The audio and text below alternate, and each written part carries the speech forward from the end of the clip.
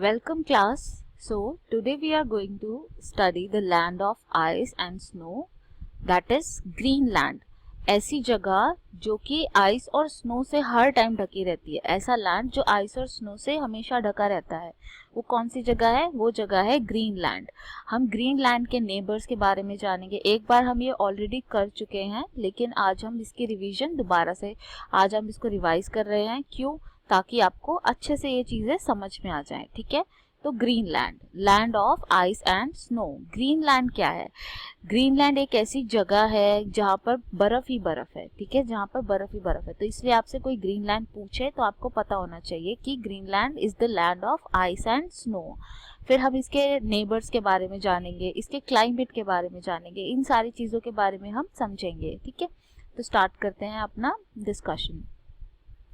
ये मैप में ग्रीनलैंड की लोकेशन है। ये हमारा पूरा अर्थ का मैप है और पूरे वर्ल्ड के मैप में ये सबसे ऊपर जो ग्रीन पार्ट दिख रहा है ये ग्रीनलैंड है। ठीक है, ग्रीनलैंड की कैपिटल है न्यूक, जो कि यहाँ पर है, बिल्कुल साउथ वेस्टर्न कॉर्नर पे है, दैट इज न्यूक। ओके, न्यूक में इसकी वो है, राजधानी है, कैपिटल जिसे हम बोलते हैं। Location, Greenland lies in the north polar region. जो ग्रीनलैंड है वो नॉर्थ पोलर रीजन में है, दिख रहा है आपको, पूरा नॉर्थ पोलर रीजन की साइड, नॉर्थ की साइड है।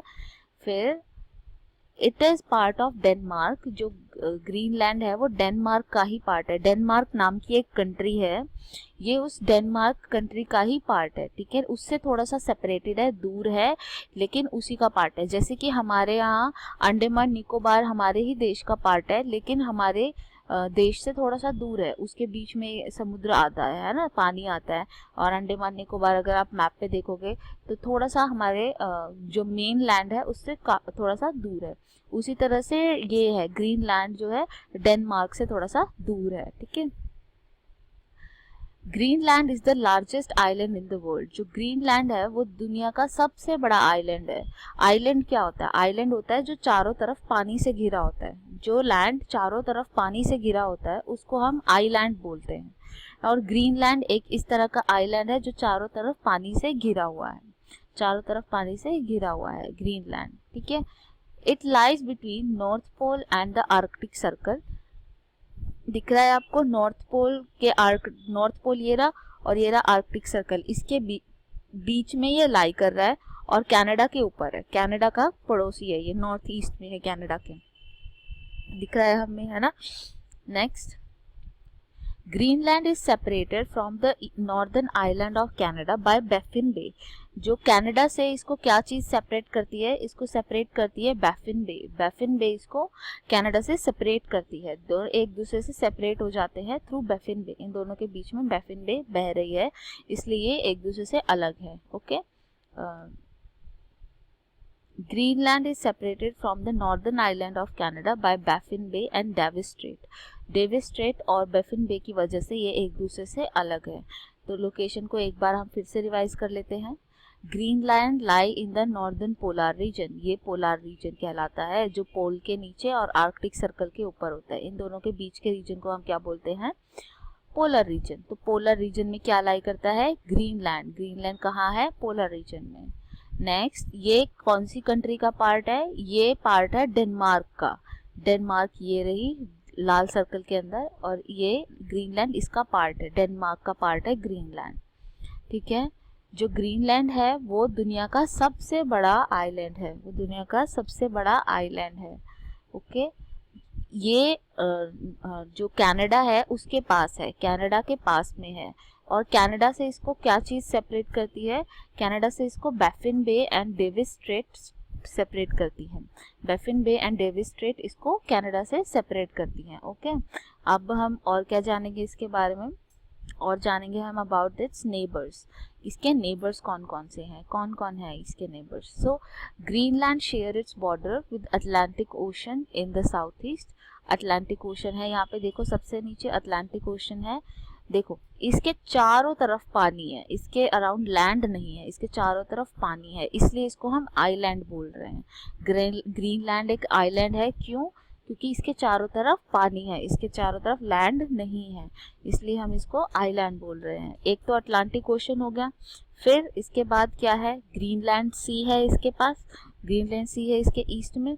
फिर इसके बाद इसके ऊपर आर्कटिक ओशन है, नॉर्थ में आर्कटिक ओशन है, पिक्चर में क्लियर दिखाई दे रहा है ना, आर्कटिक ओशन है। और फिर साइड में बैफिन बे है, साइड में बैफिन बे है। इस तरीके से ये चारों तरफ से पानी से घिरा हुआ है, चारों तरफ से पानी से घिरा हुआ है। क्या क्या चीजें हैं, बैफिन बे है, आर्कटिक ओशन है, अटलांटिक ओशन है और ग्रीनलैंड सी है, और ग्रीनलैंड सी है। इस तरीके से ये सेपरेटेड है। आइसलैंड के पास जो जो ग्रीनलैंड के पास जो कंट्रीज हैं थोड़ी सी दूर है, जो उससे, एक तो कनाडा, अभी हमने देखा था कनाडा तो है ही है, एक तो कनाडा और दूसरी आइसलैंड, दूसरा है आइसलैंड। दो ये कंट्रीज हैं जो इसके पास पड़ती हैं। फैक्ट फाइल, इसके कुछ फैक्ट हम जानेंगे। इसका फैक्ट ये है कि इसकी कैपिटल है नूक। इसकी कैपिटल क्या है, नूक। यहाँ पे कौन सी लैंग्वेज बोली जाती है, डेनिश, क्योंकि डेनमार्क की लैंग्वेज डेनिश है, तो डेनिश हुई, इंग्लिश हुई एंड ग्रीनलैंडिक लैंग्वेज, यहाँ की लैंग्वेज, ये सारी चीजें हैं। ठीक है, next, climate of Greenland in winter and summer. Greenland का क्लाइमेट विंटर में कैसा होता है, विंटर में बहुत कोल्ड होता है, ग्रीनलैंड बहुत ज्यादा कोल्ड होता है विंटर के अंदर। More than 80% of the island is covered with the thick ice, इसलिए इसका 80% से ज्यादा लैंड जो है आइस से कवर्ड रहता है। जो विंटर है वो एक्सट्रीमली सीवियर होती हैं, सन राइज नहीं करता है, इसको कई महीनों तक सनराइज होता ही नहीं है यहाँ पे, इसीलिए यहाँ पे दिन में सनराइज नहीं होता 6 महीने।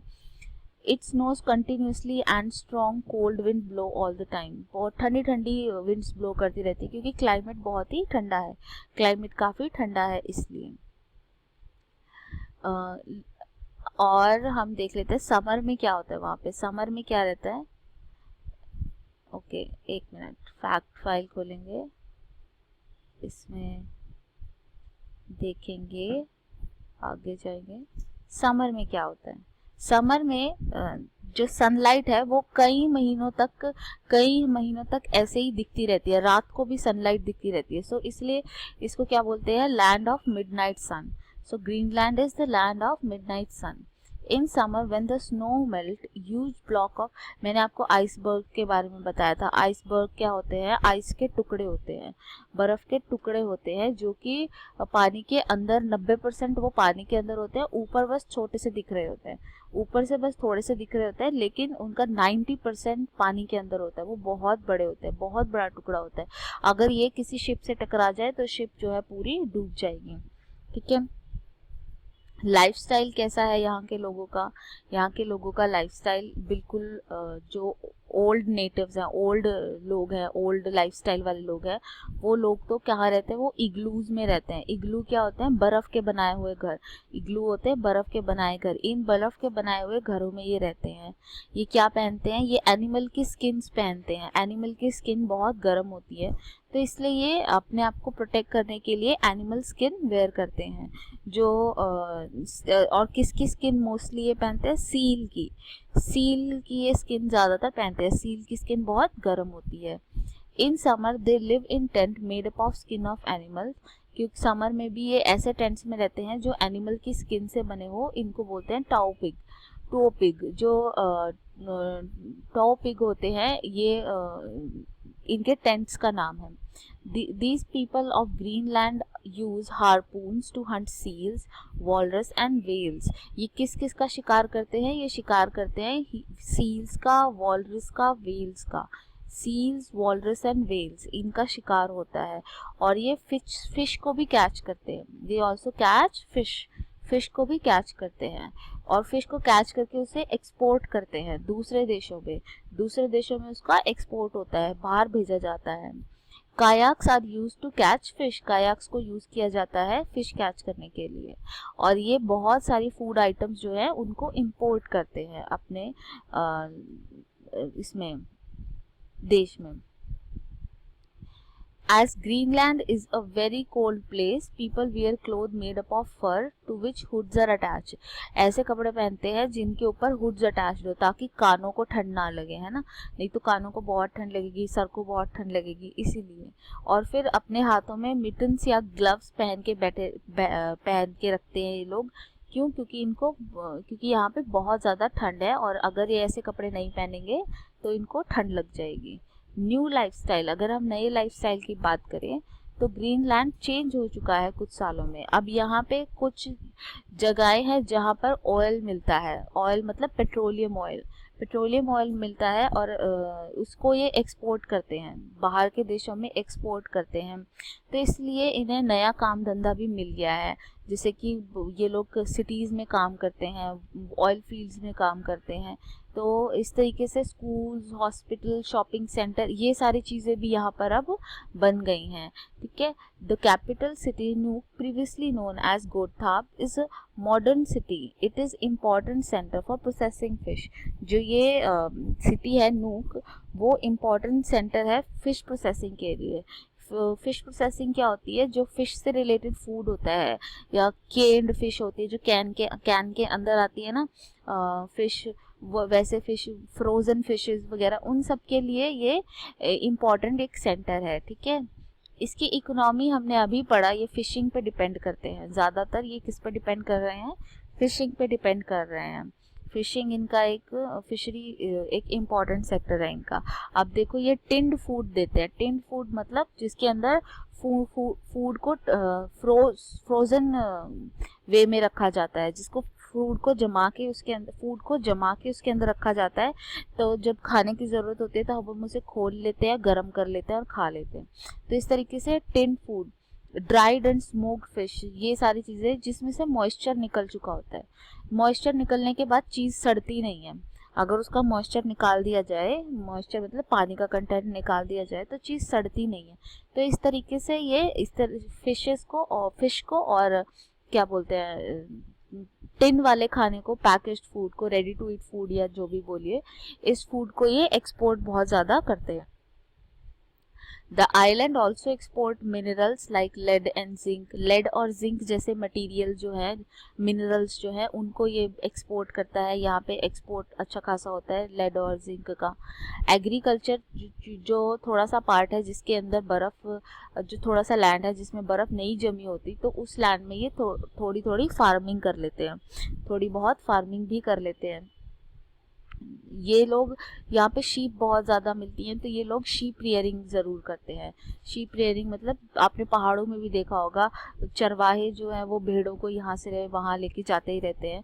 ऐसे ये लोग भी शीप रियरिंग ये भी शीप रियर करते हैं, शीप्स को पालते हैं। ठीक है। ट्रांसपोर्ट के बारे में अगर देखें तो ट्रांसपोर्ट इनका स्लेज के साथ होता है। स्लेज क्या होता है? एक स्केटिंग जैसा बोर्ड होता है, उसके ऊपर कुर्सियाँ सी रखी रहती है, सीट सी बनी होती हैं। उनको घसीट के या तो ये डॉग्स लेके जाते हैं, हस्की, या फिर रेन डियर लेके जाता है। तो ये सारे ट्रांसपोर्टेशन की चीज़ें हैं। ठीक है। ये चीज़ भी हमने पिछली बार वीडियो में देखा ही था। Okay okay. ये देखिए, ये हस्कीज या तो लेके जा रहे हैं स्लेज को, या फिर रेन डियर लेके जा रहे हैं स्लेज को, जो सेंटा वाला होता है। ठीक है। तो हस्की जो होते हैं वो वुल्फ लाइक डॉग्स होते हैं। भेड़िए जैसे डॉग होते हैं। And they are use for hunting. ये डॉग जो है हंटिंग के लिए भी इनको यूज़ किया जाता है। मॉडर्न मीन ऑफ ट्रांसपोर्ट भी यहाँ पे मिलते हैं, जैसे बस, कार, ट्रेन, शिप, ये सारी चीज़ें यहाँ पे भी मिलती हैं। एयरप्लेन भी यहाँ पे है। यहाँ पे ग्रीनलैंड में एक एयरपोर्ट भी है। ऐसा नहीं है कि अब यहाँ पे कोई नॉर्मल मोड ऑफ ट्रांसपोर्टेशन नहीं होता। तो और इनके पास एक कायाक नाम की बोट होती है, ये जिसमें सिंगल कोई बैठ सकता है, इसमें सिंगल पर्सन ही बैठ सकता है, इसको हम कायाक बोलते हैं। नेक्स्ट है, इनके पास बोट्स तो है जिसमें बहुत सारे लोग बैठ सकते हैं। यूमियाक जिसको बोल रहे हैं, is a larger boat. Umiak is a larger boat, जो कि मियाक, इसमें बहुत सारे लोग बैठ सकते हैं। और जो कयाक है, कयाक में सिर्फ एक ही आदमी बैठ सकता है। तो मियाक एंड कयाक, ये दो बोटिंग है। एक्चुअली मियाक में ज़्यादा लोग बैठते हैं एंड कयाक में एक ही इंसान बैठ पाता है। ठीक है। तो ये आपका चैप्टर आई थिंक अब आपको डबली क्लियर हो गया होगा। फिर भी कोई डाउट है तो आप मुझसे पूछ सकते हैं। नेक्स्ट टाइम मैं आपको इससे रिलेटेड क्वेश्चन दूंगी। Thank you so much.